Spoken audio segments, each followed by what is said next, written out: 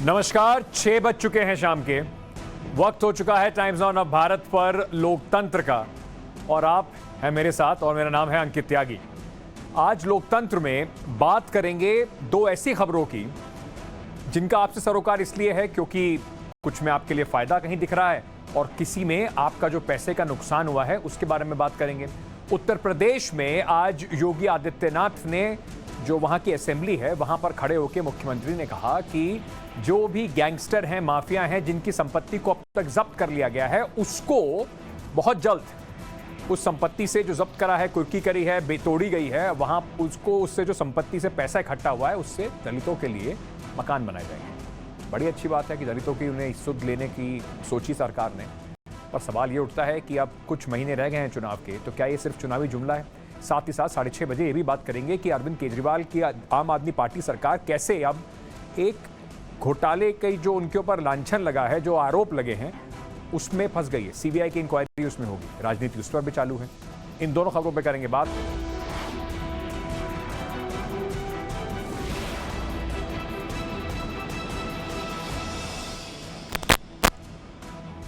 तो आज शुरू करते हैं और बात करते हैं उत्तर प्रदेश में। आज मुख्यमंत्री योगी आदित्यनाथ ने असेंबली में खड़े होकर कुछ एक बड़ी घोषणा की। उन्होंने उत्तर प्रदेश में पिछले कुछ महीनों में जो इस तरीके से माफिया, जिनके ऊपर आरोप हैं, जो माफिया हैं, जो एनएसए और बड़े गंभीर आरोपों में लोग गिरफ्तार हैं, उनके ऊपर कार्रवाई लगातार की जा रही है। उसमें से करीब 1500 करोड़ रुपए की संपत्ति अभी तक जब्त की गई। मुख्यमंत्री योगी आदित्यनाथ ने अब कहा है कि माफियाओं की जब्त जो जमीन है वो गरीबों और दलितों के मकान बनाने के काम में आएगी। उसका जितना भी जो पैसा है, जो जमीन है, उन सब का इस्तेमाल गरीबों के और दलितों के मकान बनाने के लिए किया जाएगा। उन्होंने कहा कि माफियाओं को के साथ जो चलेगा, जो भी आएगा, पीछे पीछे उसके बुलडोजर घूमता हुआ पहुंच जाएगा। उत्तर प्रदेश की सरकार पहले से ही उस पर यह आरोप लगातार लगते रहे हैं कि वो कहीं ना कहीं सिलेक्टिव कार्रवाई करते हैं, एक समुदाय विशेष के खिलाफ कार्रवाई ये पूरी हो रही है। विपक्ष से जुड़े कई लोगों ने उन पर निशाना भी साधा है। हालांकि एक पक्ष ये भी सवाल पूछ रहा है कि कानूनी प्रक्रिया पूरी होने से पहले, जैसे इन्होंने दंगों के टाइम में भी कहा था, जो एंटी सीए प्रोटेस्ट के टाइम में भी ये बात कही थी कि लोगों की संपत्ति जब्त कर लीजिए, जो वीडियो पे दिख जाएगा तोड़फोड़ करता हुआ उसकी संपत्ति की कुर्की कर दीजिए। तो कानूनी प्रक्रिया पूरी होने से पहले क्या जज, जूरी, एग्जीक्यूशनर का काम सिर्फ सरकार करेगी? और कैसे किसी का घर भी जमींदोज किया जा सकता है? मान लीजिए किसी का घर जमींदोज हो जाए और उसके बाद वो कोर्ट में जाए, तो क्या गुहार लेके वो कोर्ट में जाएगा? तो इन्हीं सब को लेकर, क्योंकि इस पर राजनीति जो है वो इस समय उत्तर प्रदेश में उबाल मार रही है, आज करेंगे लोकतंत्र पे बात। लेकिन सबसे पहले आपको दिखाते हैं हमारी रिपोर्ट।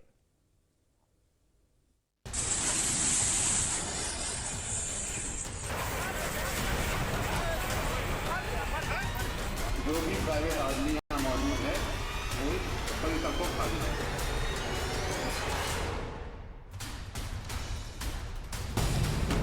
मुख्तार अंसारी, अतीक अहमद,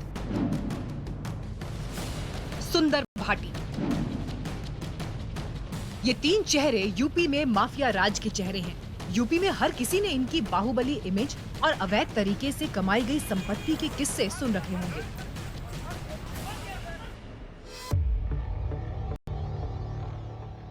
अब ये तीन तस्वीरें भी देखिए।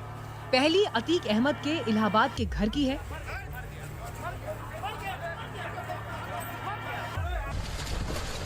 दूसरी मुख्तार अंसारी के मऊ की प्रॉपर्टी की, और तीसरी सुंदर भाटी की प्रॉपर्टी की है। यूपी की योगी सरकार ने इसी तरह माफियाओं की संपत्ति पर बुलडोजर चलाए।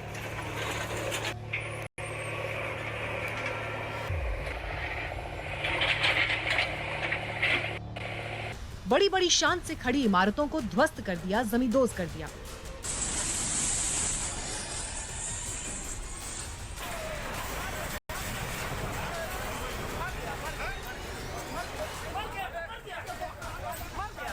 माफियाओं के खिलाफ इस तरह की कार्रवाई की और तस्वीरें आपको दिखाएंगे, लेकिन सबसे पहले सुनाते हैं मुख्यमंत्री योगी आदित्यनाथ का वो बयान जिसमें उन्होंने यूपी विधानसभा के अंदर कहा कि माफियाओं की जमीन पर गरीबों और दलितों के लिए मकान बनेंगे। सिनेरियो बदला है। अब माफियाओं को जो भी अपने साथ लेके जाएगा उसको मालूम है कि उसके बाद फिर पीछे पीछे बुलडोजर भी घूमता हुआ जाएगा। ये राज्य की संपत्ति थी, इन्हीं गरीबों की थी, और हम तो आवास की योजना बना रहे हैं। इन माफियाओं ने जिन जमीनों पर कब्जा करके अपनी हवेली खड़ी की थी, वहीं ध्वस्तीकरण करके गरीबों के आवास बनेंगे।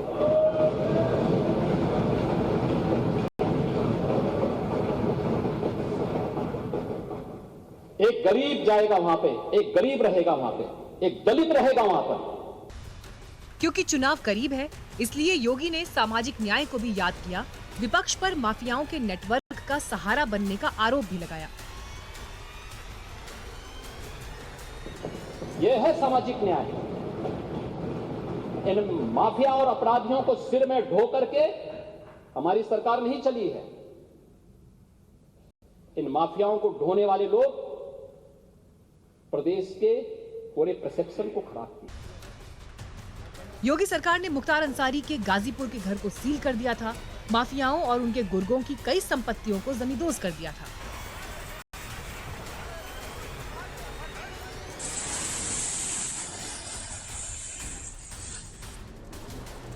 योगी सरकार ने 25 बड़े माफियाओं के खिलाफ एक्शन लिया है। पूर्व सांसद अतीक अहमद की 325 करोड़ की संपत्ति या तो जब्त या फिर ध्वस्त कर दी गई। वहीं बसपा विधायक मुख्तार अंसारी की 194 करोड़ की संपत्ति जब्त की गई, जबकि गैंगस्टर सुंदर भाटी की 63 करोड़ की संपत्ति को जब्त या ध्वस्त कर दिया गया।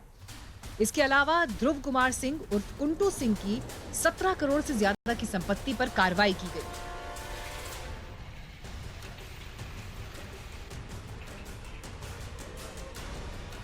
योगी सरकार की माफियाओं के खिलाफ ताबड़तोड़ कार्रवाइयों और जब्त जमीनों पर गरीबों के मकान बनाने के फैसले पर राजनीति भी दिख रही है।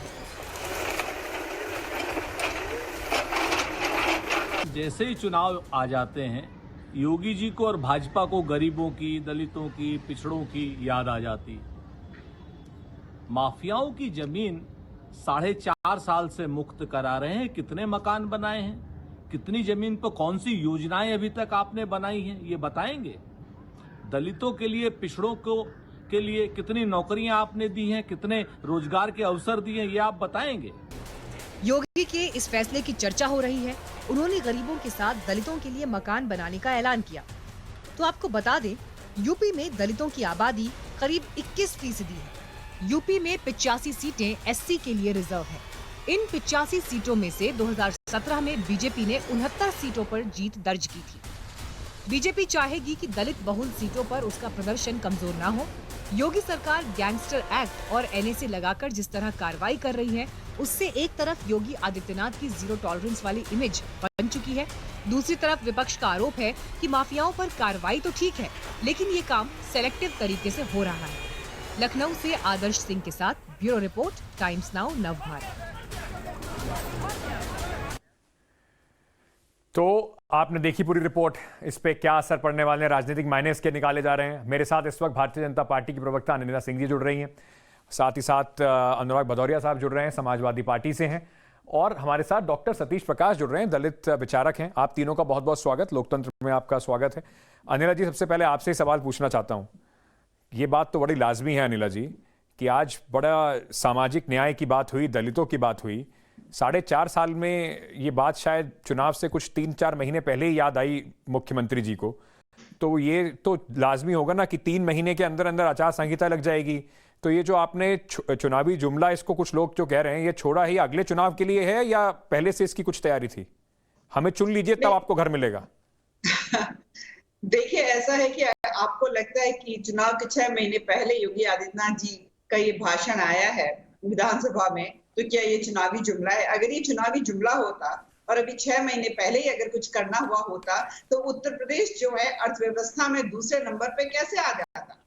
2017 में जब हमारी सरकार आई, उससे अब तक हमारी जो अर्थव्यवस्था है वो डबल हो गई है, दुगनी हो चुकी है। ये कैसे हो पाती?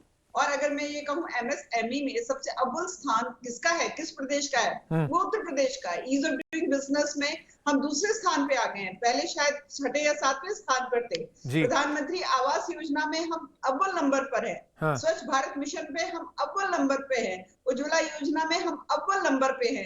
किसान पीएम किसान निधि का जो डिस्ट्रीब्यूशन होता है उसमें हम अव्वल नंबर पे हैं। सौभाग्य योजना से जो बिजली के कनेक्शन दिए जाते हैं उसमें हम अव्वल नंबर पे हैं। तो चाहे वो कोई भी विषय हो उस पर हम पहले दूसरे स्थान पर आ रहे हैं। तो क्यों, क्या ये अभी हो गया 6 महीने चुनाव के रह गए तो नहीं अनिला जी, क्योंकि अच्छा लगा मुझे आपने बताया, बहुत बढ़िया बात है। उत्तर प्रदेश ने इतनी तरक्की कर ली, सब चीजों में अव्वल नंबर पर हैं, पर शायद इस अव्वल नंबर में आने के बाद भी सरकार को ये यकीन नहीं है कि वापस चुनाव जीत के आ जाएंगे। इसीलिए सामाजिक न्याय और दलितों के बारे में बात करके कि थोड़ा सा उनको भी बता देते हैं कि चुनाव के 2-3 महीने बचे हुए हैं, हमें चुन के आएंगे तो आपको ये सब चीजें मिल जाएंगी। तो 6 महीने में आपको घूम फिर के उसी राजनीति पे आना पड़ गया जिस राजनीति के खिलाफ आप बात करते थे। अंकित जी ये बताइए, ये जितनी चीजें मैंने अभी आपको गिनवाई हैं, हाँ। तो क्या ये हो नहीं रही थी? क्या दलितों को, गरीबों को ये सारी सुविधाएं मिल रही थी, नहीं मिल रही थी? पिछड़ों को ये सुविधाएं मिल रही थी कि नहीं मिल रही थी? अगड़े जो गरीब है उनको ये सुविधाएं मिल रही थी कि नहीं मिल रही थी? ये कार्य किया है, निरंतर कार्य किया है। जैसे कि हमारे मुख्यमंत्री जी ने कहा कि उत्तर प्रदेश मेरा परिवार है। ठीक है, अब वो परिवार अगले कुछ दिनों में अपना मुखिया उन्हीं को चुनता है या नहीं चुनता, वो कुछ दिनों में तय करने वाला है। अनुराग भदौरिया जी, अगर ये चुनावी जुमला भी है तो इसका मौका तो आप ही लोगों ने दिया ना उनको। पहले जितने भी ये जो माफियाओं की बात करते हैं या अपराधियों की बात करते हैं, जिन पे आजकल मुख्यमंत्री जी कह रहे हैं पीछे पीछे बुलडोजर आएगा, आप वो कह रहे हैं संरक्षण आप ही लोगों ने दिया था, तो मौका भी तो आपने ही दिया उनका। सामाजिक न्याय के नाम पे समाजवादी पार्टी और दलितों के नाम पे बीएसपी, दोनों पे असर कर रहे हैं आज मुख्यमंत्री योगी आदित्यनाथ। देखिए अनिला जी की बात पे और उत्तर प्रदेश की मुख्यमंत्री जी की बात पे मुझे गालिब का एक शेर याद आता है, तेरे वादे पे जिए हम तो ये जान झूठ जाना कि खुशी से मर ना जाते अगर एतवार होता। ये उत्तर प्रदेश की जनता खुशी से मर जाती। जितने वादे आपने किए हैं, तो वादे में से जरा सा भी पूरा कर लेते आप। कितने वादे आपने किए थे, अब आप वादे ही तो कर रहे हो। 6 महीने का चुनाव बचा है, 6 महीने बचे हैं और आप अभी भी वादे में लगे हो। अरे आपको करना था तो आप जब आए थे तब कर देते। गरीबों का मकान देने की जगह, जमीन देने की जगह गरीबों की जमीन आप ले रहे हो। 2 करोड़ की जमीन 18 करोड़ में खरीद रहे हो। वो गरीब नहीं तो कौन है? किसान की, गरीब की जमीन को आप धन्ना सेठों को देना चाहते हो। अच्छी बात है, आप माफिया की जमीन पे गरीबों का आवास बनाइए, पर बनाइए तो सही। हाँ। ये वादे कब तक वादे चलते रहेंगे? 4.5 साल हो गए, सरकार जाने वाली है। पर अनुराग भाई सरकार तो ये कहेगी ना कि हम कम से कम कार्रवाई तो कर रहे हैं, हम जो विजुअल दिखा रहे हैं हम कम से कम तोड़ तो रहे हैं जाके। आप लोग तो इनको संरक्षण दे रहे थे, उनका तो आरोप है आपके ऊपर। देखिए ये संरक्षण अगर कोई भी दे रहा है इस देश के अंदर में और उत्तर प्रदेश के अंदर में, तो भारतीय जनता पार्टी दे रही है। भारतीय जनता पार्टी बताए, मैं इनसे पूछना चाहता हूं, अपराध कब बढ़ा सबसे ज्यादा? महिलाओं पे अपराध में उत्तर प्रदेश नंबर 1। यहाँ पे चोरी, डकैती, हत्या, लूट मार, बलात्कार में नंबर 1। भू माफिया में उत्तर प्रदेश नंबर 1। यहाँ पे जहरीली शराब से लोगों की मौत होने में उत्तर प्रदेश नंबर 1। तो आप बताइए, उत्तर प्रदेश नंबर 1 तो तब हुआ है जब से आपकी सरकार आई है। आप दोनों ने, अनिला जी ने, और आप हमेशा एक बात करते हो कि आप 2 नाम लेते हो, एक लेते हो मुख्तार अंसारी, एक लेते हो अतीक अहमद। अरे वो 23 साल से जेल में है, आपकी सरकार तो अभी आई है। आप तो सिर्फ मार्केटिंग इवेंट करते हो। मार्केटिंग इवेंट आप अनिला जी ने और अनुराग जी ने इतने सारे अव्वल नंबर। सुन तो लीजिए, अगर आपने यहाँ पे गरीबों के लिए कुछ किया होता तो 70 लाख नौकरी का वादा किया था, पूरा करते ना। किसान को आपने आ रहा हूं, उस पे आ रहा हूं अनुराग भाई, मैं उस पे आ रहा हूं। पर आप दोनों ने इतने अव्वल नंबर गिनवा दिए हैं कि जनता कंफ्यूज हो जाएगी कि अव्वल नंबर किसके मानने शुरू करें। एक कह रहे हैं कि तरक्की पे ले गए, आज दूसरे कह रहे हैं कि क्राइम में ले गए। बहुत सारे अव्वल नंबर हो गए। डॉक्टर सतीश प्रकाश, दलित इतना जितना इंपॉर्टेंट है। अनुराग भाई मौका पूरा दूंगा, ऐसा मत कीजिए। आपने बोल लिया, ऐसा मत कीजिए। अनुराग भाई ऐसा देखिए, मैं आपको एक बात बता देता हूं, हम कुछ ग्राउंड रूल सेट कर लेते हैं इस पूरी डिबेट के। सवाल मैं पूछूंगा, आप जवाब देंगे और जवाब का मैं पूरा मौका दूंगा, लेकिन उसके बाद रुक जाइए। मैं अपने दूसरे गेस्ट के पास जा रहा हूं, तो फिर रुक जाइए। 2022 में वही करेगी अनुराग भाई, एक ही बार में बोल देंगे क्या सारा? मतलब या तो ऐसा रख लें कि एक ही बार में आप बोल दें और उसके बाद फिर आपको दोबारा। अनुराग जी को मेरी आवाज जा पा रही है क्या? गरीब को झूठ। अगर अनुराग जी को मेरी आवाज जा रही है भाई, तो उनको बोलो कि शांत हो जाएं, और अगर नहीं जा पा रही है तो उनका थोड़ा फेडर कम कर दीजिए कि वो रुक ही नहीं रहे। चलिए अनुराग भाई, ऐसा ना करें, सबको ही बोलने का मौका दें। एक बार में अपनी सारी बात बोल देंगे तो फिर दर्शकों को पता कैसे चलेगा कि आप कितनी सारी तैयारी करके आए। डॉक्टर सतीश जी, मैं आपसे पूछना चाहता हूं कि आज योगी आदित्यनाथ जी ने बार बार दलितों की बात कही। उन्होंने कहा कि गरीबों को, पिछड़ों को, दलितों के लिए ये करा जाएगा।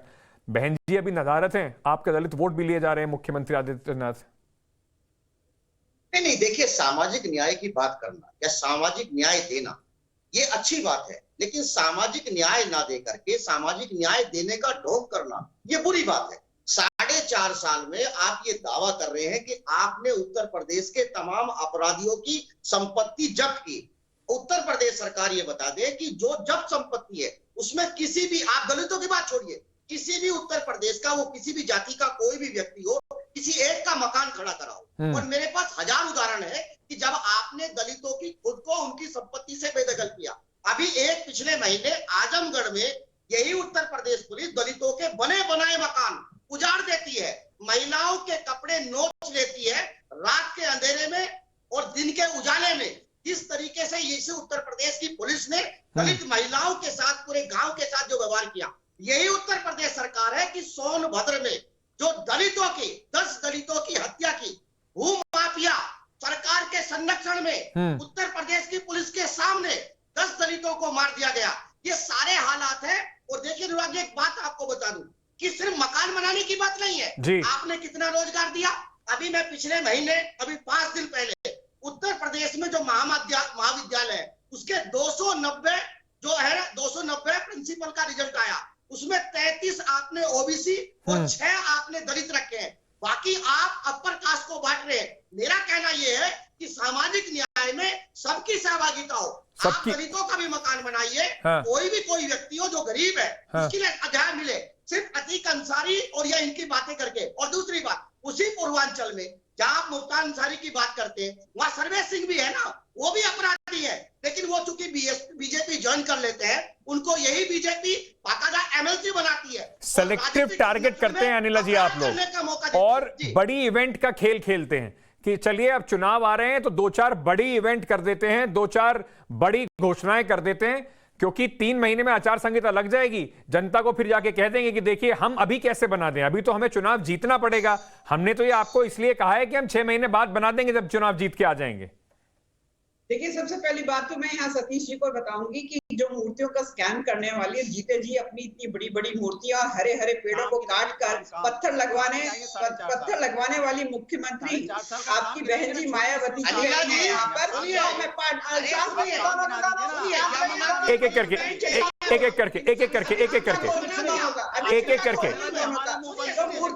अपनी मूर्तियों और गुची बैग। एक मिनट अनिला जी, एक मिनट डॉक्टर साहब मैं आपको पूरा मौका दूंगा, आप जो अनिला जी बोल रही हैं उसका जवाब दे दीजिएगा। अनुराग भाई मैं आपको भी मौका दूंगा, पर एक एक करके बोल पाएंगे तो ही तो बात समझ में आ जाएगी। अनुराग भाई उनकी बात तो खत्म होने दीजिए, अरे उनकी बात तो खत्म होने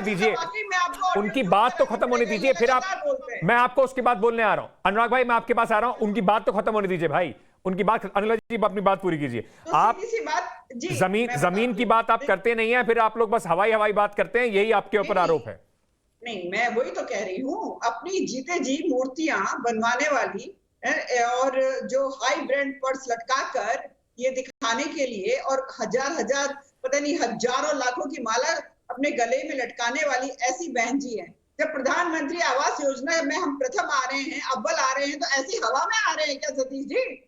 मकान बने हैं ना, और आप ऐसा क्यों दिखाते हैं? नहीं, ऐसे कितने मकान बने हैं जो किसी ऐसे कितने अनिला जी ऐसे कितने मकान बने हैं जो मुख्तार अंसारी की जमीन पर? चलिए आप लोगों को अतीक अंसारी और मुख्तार अंसारी सबसे ज्यादा बढ़िया लगते हैं, एग्जाम्पल हैं, उनकी जमीन पर कितने मकान बना दिए हैं? घोषणा जो आज हुई उससे पहले कोई 1 मकान, 2 मकान, 4 मकान, 6 मकान, 1 कमरे का झोपड़ा कुछ तो बनाया होगा। अरे सुन तो लीजिए ना, सुनाइए जी। हमारे ऐसा है, अतीक और मुख्तार हमारे कोई प्रिय नहीं है। अपराधी जो जिनके प्रिय होते हैं उनकी गोदी में जाकर बैठते हैं ये लोग, जेल में बैठे हुए हैं। कैसे उनको शह दी जाती है और कैसे छुपाया जाता है ये दुनिया जानती है। और बिल्कुल बनेंगे इनके ऊपर मकान, कुछ कानूनी कार्रवाई होती है वो पूरी कर लेने दीजिए ना। अभी आपने तो कहा कि कानूनी कार्रवाई होती है ऐसी जमीनों पर, बहुत बढ़िया होती है। और उसके बाद एक सेकेंड हाँ, यहाँ पर बैठ के यादव जी की पार्टी वाले और बहन जी की पार्टी वाले दुनिया भर की बड़ी बात कर रहे हैं, साधु के विषय में उल्टा सीधा यहाँ पे बोल रहे हैं।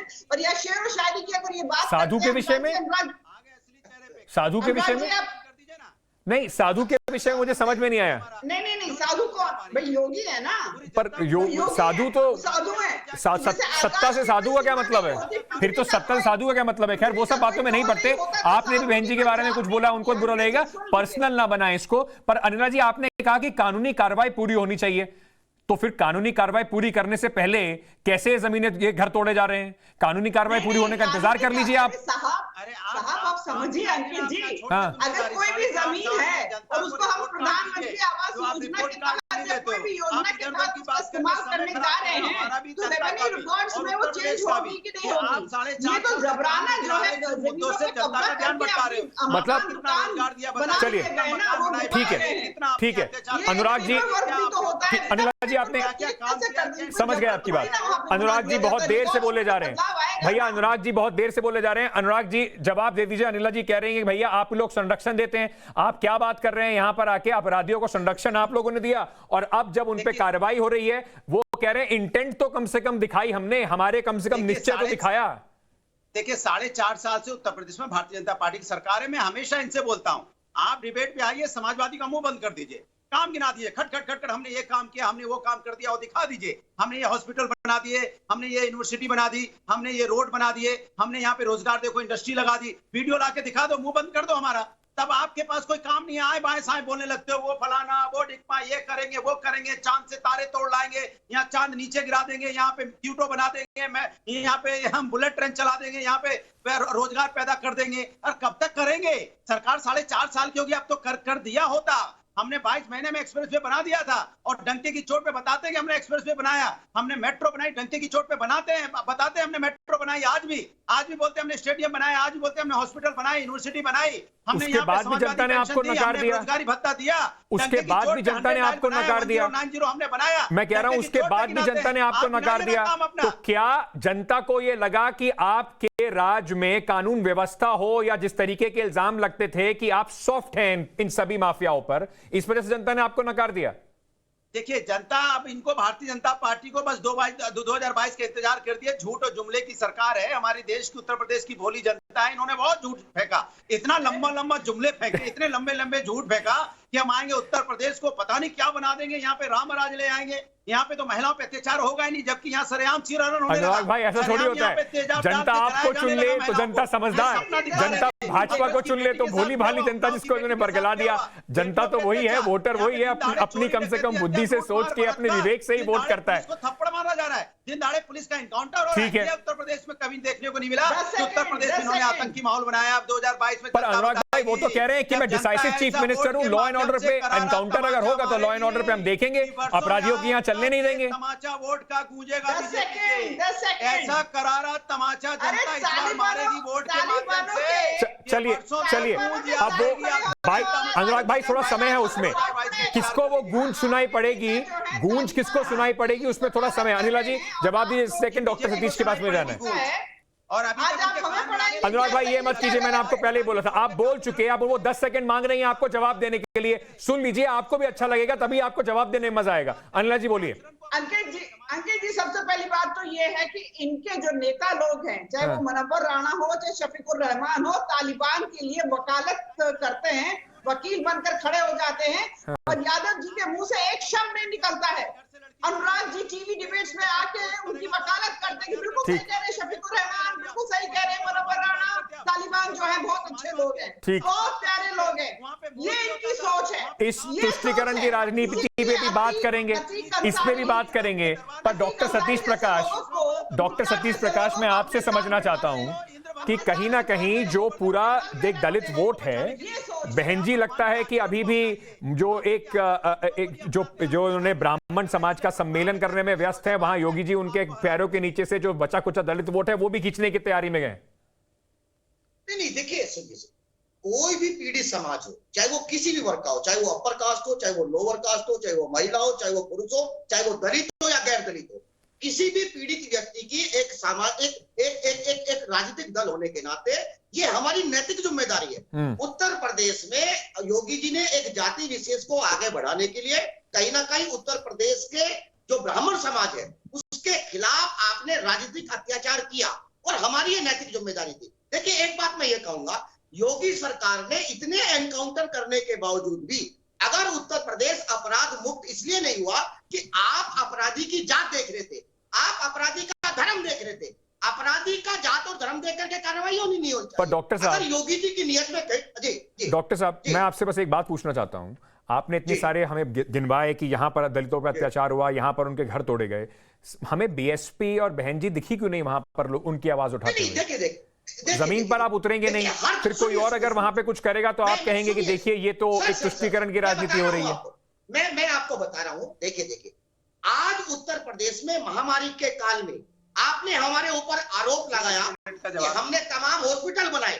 14 medical college Bahujan Samaj party ने 2007 से लेकर के 2012 तक बनाया। हाँ। वो ऑक्सीजन प्लांट जिनकी हमने बात की है, आपने ये कहा कि ऑक्सीजन प्लांट की जरूरत नहीं थी। आज वही हॉस्पिटल है, वही मेडिकल कॉलेज है। पर आरोप तो ये भी है कि बीएसपी जितने भी ये माफिया हैं, इनमें से कई ऐसे लोग हैं जो बीएसपी के सांसद भी थे, बीएसपी पार्टी से जुड़े हुए भी थे। तो अगर ऐसे अगर दलितों के उत्थान के नाम पर ऐसे लोगों को पार्टी में जगह दी जाएगी, अपराध मुक्त करने में सरकार की नीयत क्लियर होनी चाहिए। पर मैं कह रहा हूं, पर मैं डॉक्टर साहब ऐसे कई अपराधी हैं, चाहे वो अतीक जी का नाम ले या किसी भी अतीक अंसारी का नाम ले या किसी का भी, बहुत सारे ऐसे लोग हैं जो बीएसपी से कहीं ना कहीं जुड़े रहे हैं। हमारे अंदर आइए, हमारी विचारधारा को मानिए, तमाम लोगों में लूटपाट हो रही है। कौन सी विचारधारा? मुझे समझ नहीं आ रहा। विचारधारा का मतलब क्या होता है? अपराधियों के साथ रहना? 2012 के दौरान बहुजन समाज पार्टी के विधायक के ऊपर, बहुजन समाज पार्टी के एक एमपी के ऊपर आरोप लगा। ठीक है, ओके,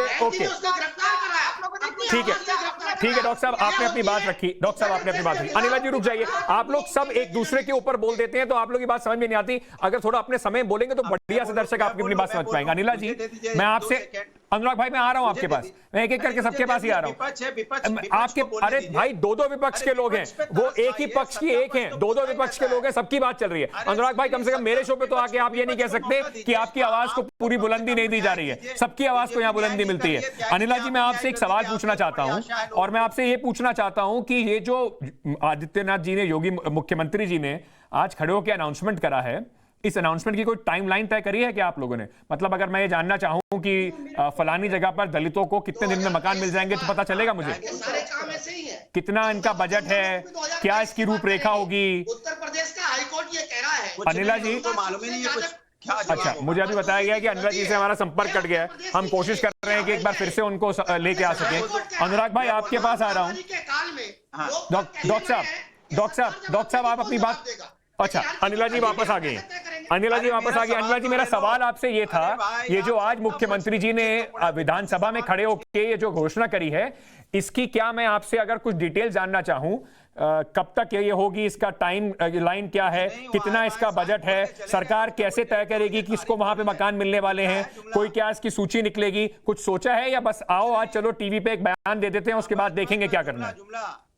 नहीं, देखिए ऐसा है कि ये जो क्रिमिनल्स की जो अपराधी हैं, उनकी प्रॉपर्टी जो उन्होंने बताया है कि 1500 करोड़ के करीब जो है बिल्कुल बस कर दी है। इतनी जो राजनीतिक इच्छा शक्ति किसी भी मुख्यमंत्री में नहीं रही है जितनी योगी आदित्यनाथ जी। अरे इनको चुप कराइए ना। अनुराग जी देखिए, मैं सबके पास कंक्लूडिंग रिमार्क्स के लिए आऊंगा। भैया अनुराग जी का थोड़ा सा ऑडियो कम कर दीजिए, वो अपना पूरा बोल लें। अनुराग जी फिर मैं आपके पास आऊंगा कंक्लूडिंग रिमार्क्स के लिए। अनुराग जी बात खत्म कीजिए। जी अंकित जी, देखिए ऐसा है कि ये जो जमीन है, इसको रेवेन्यू, ये जो है जबरन कब्जाई हुई जमीनें हैं जिनके ऊपर इन्होंने इमारत खड़ी कर दी थी, जो ध्वस्त कर दी गई थी। ये जो जमीनें हैं, रेवेन्यू रिकॉर्ड्स में ये मतलब आएंगी, चाहे वो प्रधानमंत्री आवास योजना के तहत है, चाहे दूसरी योजना के तहत है। रिकॉर्ड में आने के बाद यहाँ पर बिल्डिंग बनेंगी। अच्छा। और जो सोशल बेनिफिशियरी होते हैं, आपको पता ही है, बिलो पॉवर्टी लाइन के चाहे कोई भी जाति और धर्म से आ रहे हो, उनको ये अलॉट हो। ठीक है, उनको अलॉटमेंट होगा, पर अभी तक कोई टाइमलाइन हमने सोची नहीं है। एक टाइमलाइन जरूरी जो सबसे है वो चुनाव की है, शायद उसी को लेकर अभी तो कम से कम आगे बढ़ा जा रहा है। अनुराग भदौरिया जी, अंत में आपसे पूछना चाहूंगा, लोगों के लिए अगर कुछ काम करने की इच्छा भी जता रहे हैं तो उसमें गलत क्या है? अरे इच्छा के लिए थोड़ी आपको चुना है कि इच्छा जताते रहिए, काम मत कीजिए।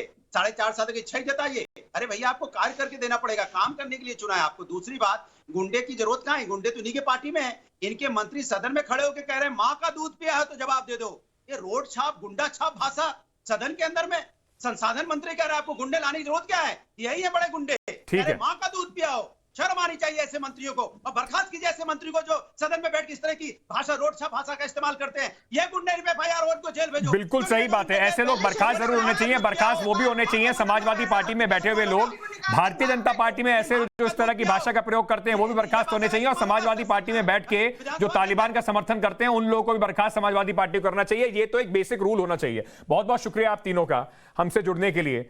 अच्छा लगा आप लोगों से बात करके, अलग अलग विचार आप लोगों के जान के, पर बात जरूरी यही है, चुनाव का जब टाइम आता है तो ऐसी बहुत सारी चीजें होती रहती हैं। लोकतंत्र की अगली बड़ी खबर पे आपको लिए चलते हैं, क्योंकि इस खबर का भी आपसे बहुत गहरा ताल्लुक है।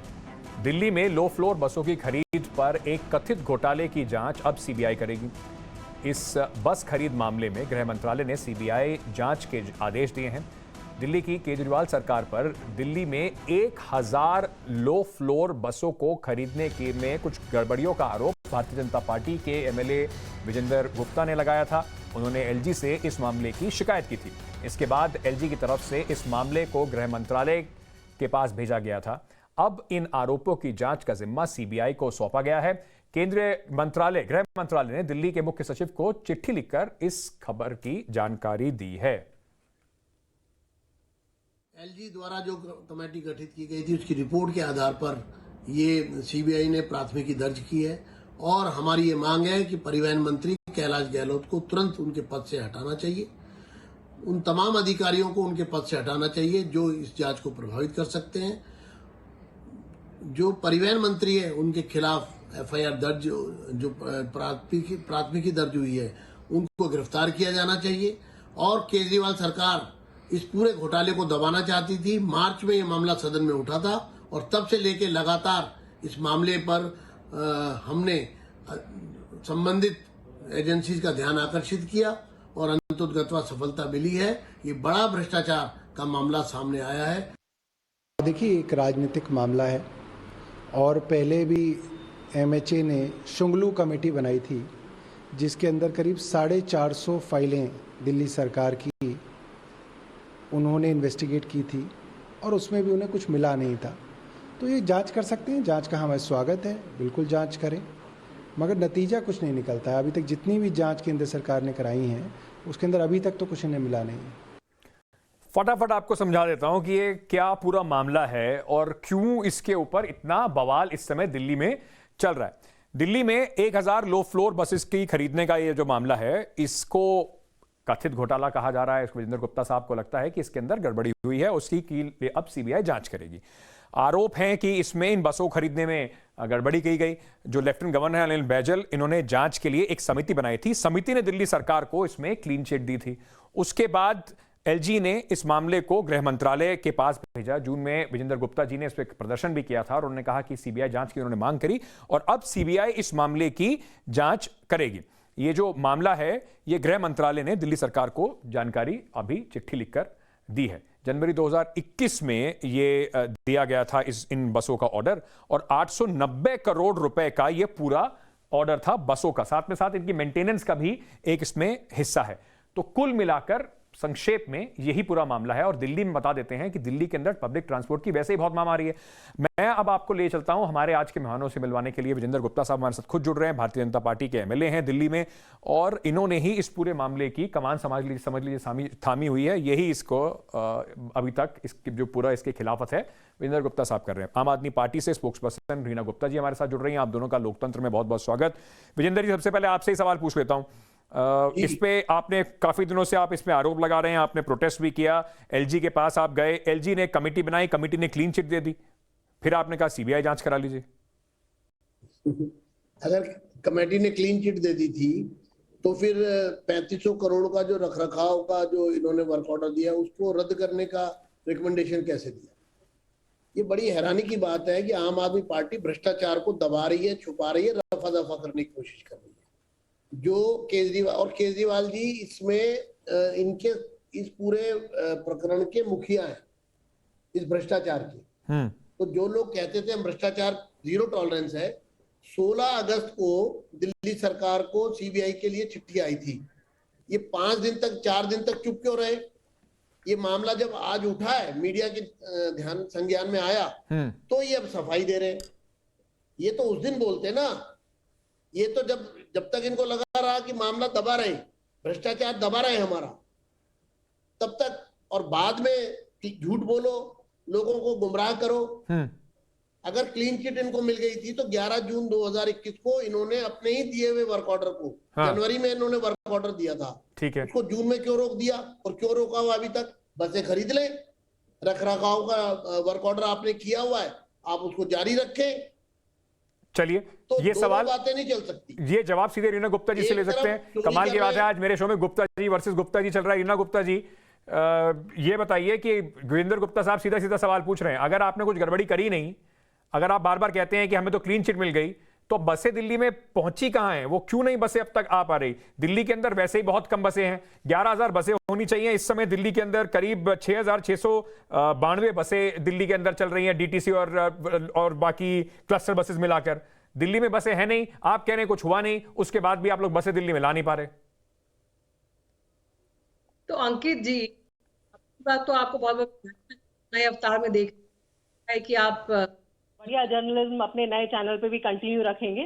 बहुत बहुत शुक्रिया। तो देखिए, जहां तक भारतीय जनता पार्टी का सवाल है, इनको खुद तो कुछ करना नहीं है, और केजरीवाल जी जो दिल्ली को एक वर्ल्ड क्लास सिटी बनाना चाहते हैं, उस सारे काम में इनको अड़ंगा लगाना है। आपको याद होगा, शुरू से हर मंत्री, यहाँ तक कि मुख्यमंत्री के घर पे इन्होंने सीबीआई की रेड डलवा दी, मुख्यमंत्री के ऑफिस में, और सारे एमएलए पे इन्होंने गलत इल्जाम लगवाए। ये दिल्ली में ही नहीं कर रहे हैं, पूरे देश में ये कर रहे हैं। इनका काम ही ये है कि या तो लड़ते झगड़ते रहो चुनी हुई सरकार से, या कुछ नहीं है तो सरकार के एमएलए खरीदो, सरकार को गिराने की कोशिश करो, पहली बात। दूसरी बात ये कि जो एलजी की कमेटी थी, जो कि इन्हीं के एलजी साहब हैं, उस कमेटी ने सीधे सीधे बोला कि कहीं पे भी कोई क्रिमिनलिटी नहीं है। मैं आपको उस कमेटी की रिपोर्ट से पढ़ के बता रही हूँ। उन्होंने कहा कि ऐसा कुछ भी नहीं है इस पूरे प्रोसेस में जी, जिसमें कि कोई आशंका हो, तो क्लीन चिट दे दी गई।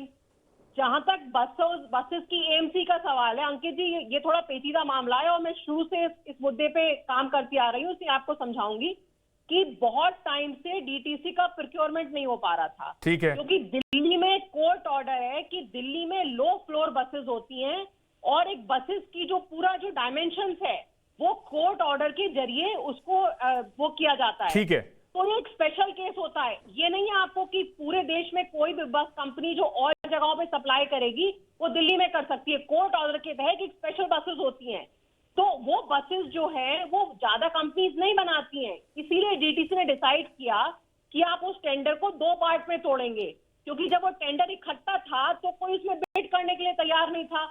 और आपको पता है कि दिल्ली में बसेस की कितनी कमी चल रही है कितने सालों से। हाँ, समझ में आ गया। लेकिन ये बताइए कि फिर उसके बाद अगर कुछ गलत नहीं करा, कमिटी आपको बैक कर रही है, तो फिर आपने उस एएमसी वाले ऑर्डर को कैंसिल, निरस्त क्यों कर दिया? हमने निरस्त नहीं करा है, हमने सिर्फ होल्ड पे रखा है, सिर्फ होल्ड पे रखा है।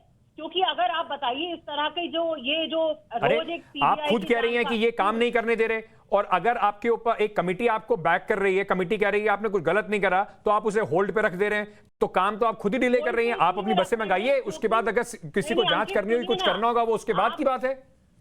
आप उसको दे दीजिए ऑर्डर, वो कंपनीज प्रिक्योर करेंगी, उसके बाद मान लीजिए कल और एक और आप सीबीआई इंक्वायरी बिठा देंगे, तो वो तो पूरा प्रोसेस और डिले हो जाएगा ना, इसलिए होल्ड पे रखा हुआ है। लेकिन अंकित, मेरा सवाल आज वीरेंद्र गुप्ता जी से ये है कि जो इन्होंने एमसीडी की जो हालत बनाई हुई है, मोस्ट करप्ट डिपार्टमेंट है। और अंकित जी, आपके लिए भी ये सवाल है, हम लगातार एमसीडी का करप्शन हम जाहिर करते हैं। आप देखिए, इन्होंने कूड़े की मशीन करोड़ों की खरीदी। मैं एमसीडी के, रीना जी, मैं आपको, आप मुझे जानती हैं, आप मुझे जानती हैं, मैं प्रॉमिस कर रहा हूं आपको एमसीडी पे भी बात करूंगा। लेकिन आज मुद्दा बसेस का है। देखिए, आज मुद्दा बसेस का, आज बस से बात करते हैं। एमसीडी चुनाव आ रहे हैं, उस समय हमें उस पर भी बात करने की बहुत मौका मिलेगा। पर विजेंद्र गुप्ता जी, मेरा सीधा सवाल आपसे ये है, ये ना किसी तरह का एक मोडस ऑपरेंडाई दिखता है भारतीय जनता पार्टी का दिल्ली सरकार को लेकर। गुप्ता जी, विजेंद्र जी, मेरा सवाल सुन लीजिए, आप मेरा सवाल सुन लीजिए, फिर जवाब दीजिएगा। एक घिसा पिटा रटा रटाया पुराना एक जिस तरह का रिकॉर्ड है, वैसा एक मोडस ऑपरेंडाई दिखता है दिल्ली के अंदर। अरविंद केजरीवाल कुछ करते हैं, पहले आप लोग हंगामा करते हैं, फिर उस पर कहते हैं इस पे जांच करानी चाहिए, इनके एमएलए भी गलत कर रहे हैं, सरकार भी गलत कर रही है, फिर उसकी जांच होती है, कोर्ट में जाते हैं, 21 एमएलए के खिलाफ मामले दर्ज कराए, 19 उसमें से कोर्ट से बरी हो चुके हैं। तो कुल मिलाकर क्या ऐसा नहीं लगता आपको कि अगर एक कमेटी जो एलजी द्वारा बनाई गई उसने क्लीन चिट दे दी, तो ऐसा लगता है क्योंकि बीजेपी की सरकार केंद्र में भी है तो बीजेपी उसका थोड़ा नाजायज फायदा उठा के फिर कोशिश कर रही है कि सरकार पे थोड़ी सी उंगली कर दें? देखिए, मैं आपको दोनों तीनों बातें स्पष्ट कर दूं। यहाँ पर कुछ झूठ भी बताया जा रहा है, वो भी जनता को स्पष्ट होना चाहिए। पहली बात तो ये कि इन्होंने जनवरी 2021 में वर्क ऑर्डर दे चुके हैं, बस कंपनी ने बसें प्रोक्योर कर ली है, और एएमसी का भी जो है वो वर्क ऑर्डर ये जनवरी 2021 में दे चुके हैं। मुझे ये नहीं समझ में आ रहा, अगर ये ठीक है तो जून में आकर के इन्होंने वर्क ऑर्डर जो इशू कर चुकी है सरकार, उसको 6 महीने के बाद उस पर रोक कैसे लगा दी? एक बात। दूसरी बात, हमारा कहना है, ये कहते हैं एलजी की कमेटी ने क्लीन चिट दे दी। अगर एलजी की कमेटी ने क्लीन चिट दे दी तो जो 3500 करोड़ का इनका जो वर्क ऑर्डर है उसको कमेटी की रिपोर्ट में लिखा गया है, इसको रद्द कर दो, इसको रद्द कर देना चाहिए। नहीं, पर अब जब विजेंद्र जी साफ रूप से कह रही है कि अगर रद्द करने की बात कर रही है, विजेंद्र जी कैसे मान लिया जाए कि इसमें जो मंशा है, विजेंद्र जी कैसे मान लिया जाए? पूरी जो कमेटी की रिपोर्ट मैंने भी पढ़ी है, वो कमेटी की रिपोर्ट कहती है कि इसकी प्रोसेस में कहीं पर भी उनको ऐसा नहीं कुछ मिला जिसमें कोई संदेह हो। क्यों ना मान लिया जाए कि जिस तरीके से पहले सीबीआई की रेड हो रही थी, अब वो केज पैरेट वाला जो उनका जो सुप्रीम कोर्ट ने कहा था वो तो आप यहां पे भी करके दिखा रहे हैं। लोगों को यकीन कैसे होगा कि ये जनहित में है? ऑर्डर को ये भी पढ़ा होगा आपने, कमेटी की रिपोर्ट में आपने ये भी तो पढ़ा होगा कि इसको रद्द कर दिया जाए। कहीं नहीं लिखा है, कहीं पर भी नहीं है सर, ये टेंडर किया जाए नहीं है सर। बिल्कुल नहीं लिखा है। और आप सुनिए, कमेटी ने ये भी कहा है कि L1 को इन्होंने L2 कर दिया और L2 को L1 कर दिया। ये भी कमेटी की रिपोर्ट में लिखा है। इन्होंने जो इवैल्यूएशन सर कमेटी की ऑब्जर्वेशंस जो मैंने पढ़ी हैं उसमें तो सीधा सीधा लिखा हुआ है।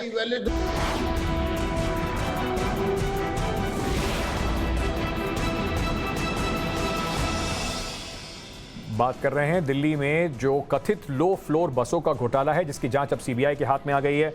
रीना जी, आप हमेशा से अरविंद केजरीवाल का और आम आदमी पार्टी का ये नारा था, वो परेशान करते रहे, हम काम करते रहे, तो आप कैसे लोगों को समझाएंगे कि इस परेशानी के बीच आप काम नहीं कर पा रहे हैं? आपने खुद ही होल्ड पे लगा दिया है। देखिए अंकित जी, पहले तो मैं वो कमेटी की रिपोर्ट में से वो सेंटेंस पढ़ना चाहूंगी। उन्होंने भ्रष्टाचार को कितना प्रोटेक्ट कर रहे हैं, देखने कितनी हंसी की बात है।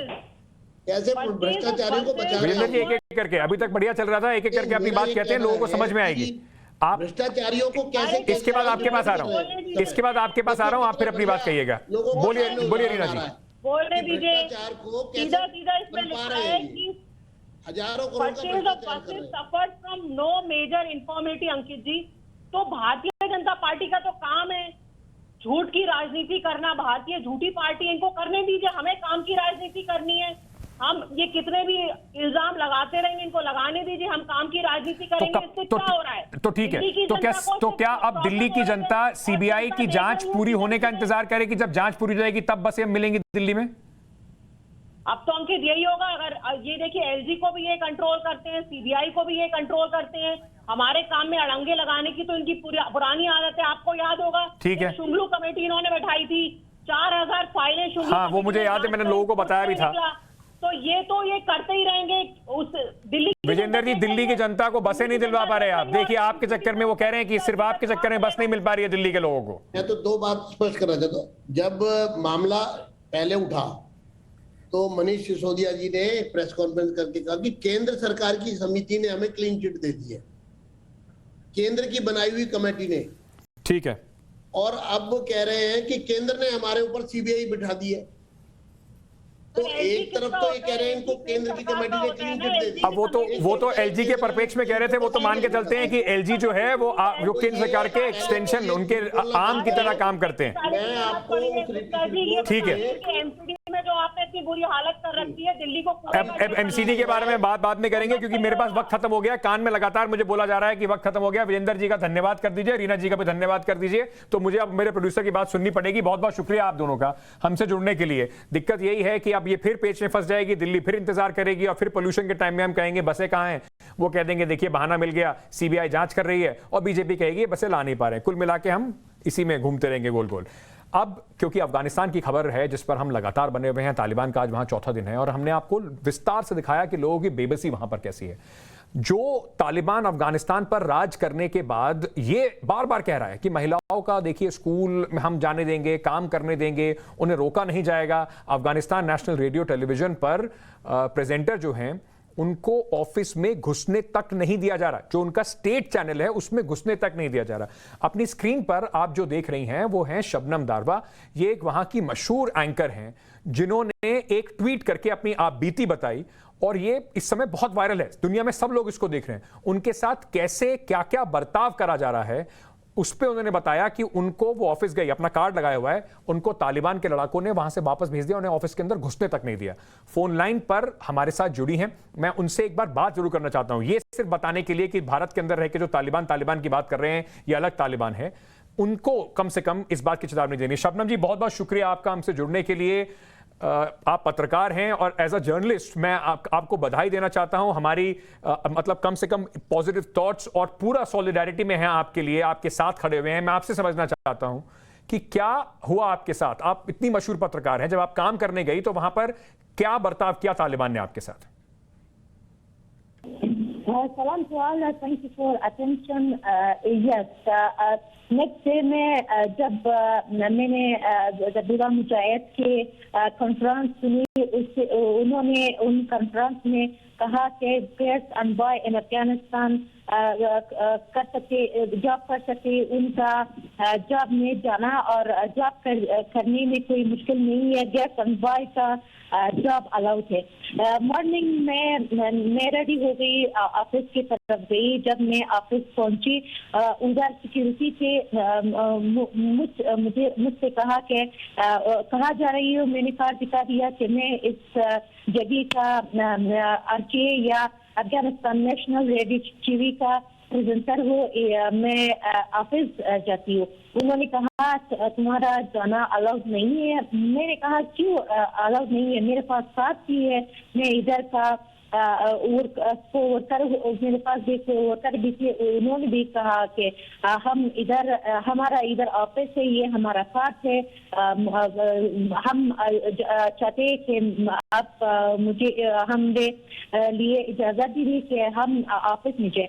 उन्होंने कहा कि निज़ाम बदल गया है, लड़कियों का खुसूसन आरटीए में काम करना अलाउड नहीं है। आज से बात आप जो इधर आ गई है, आपका इधर जाना अलग नहीं है, जाइए अपना अपने घर में जाइए।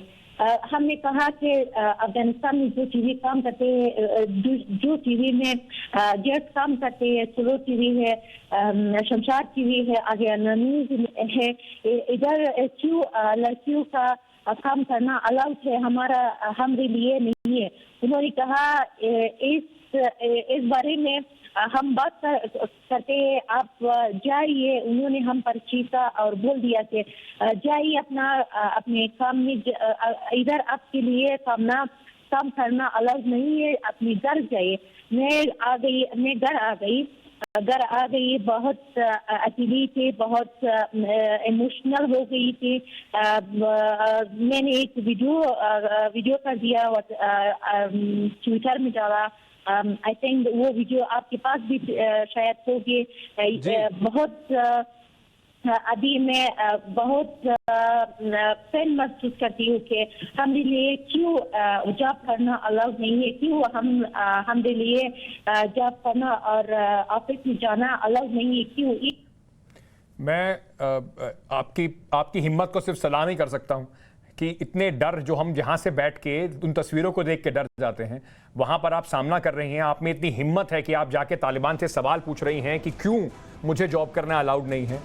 आपकी हिम्मत को सलाम है और कुछ कह नहीं सकते। उम्मीद यही है चीज़ें बदलेंगी और जो लोग जिम्मेदार हैं अफगानिस्तान के इस कोलैप्स के लिए, वो कम से कम आज इनकी मजबूरी देखकर ये ज़रूर समझेंगे कि उनके फैसलों का कितनी ज़िंदगियों पर कैसा असर पड़ रहा है। बहुत बहुत शुक्रिया आपका हमसे जुड़ने के लिए। आज इतना ही वक्त था लोकतंत्र में। मुलाकात होगी कल फिर शाम 6 बजे। देखते रहिए टाइम्स ऑन ऑफ भारत।